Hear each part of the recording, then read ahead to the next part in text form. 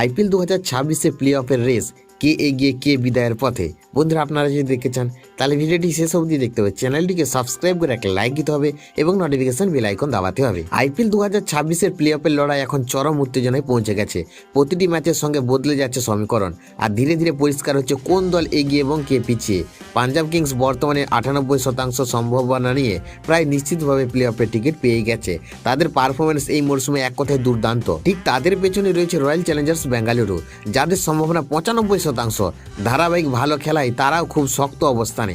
Sunrisers Hyderabad এবং Rajasthan royal দুই দলেই সম্ভাবনা 85%, ফলে তারা প্লে অফের দৌড়ে বেশ এগিয়ে। গুজরাট টাইটান্স 75% নিয়ে এখনো নিরাপদ জায়গায় থাকলেও কয়েকটি গুরুত্বপূর্ণ ম্যাচ জিততে হবে। অন্যদিকে আসল লড়াইটা এখন মাঝের দলগুলোর মধ্যে।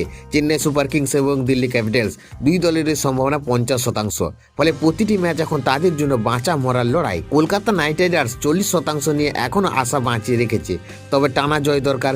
মুম্বাই ইন্ডিয়ান্স 20 থেকে 25%, এখনো লখনৌ সুপার জায়ান্ট 20% নিয়ে প্রায় ছিটকে যাওয়ার মুখে। এখন প্রতিটি ম্যাচে নির্ধারণ করবে কে প্লে অফে যাবে আর কার যাত্রা শেষ হবে।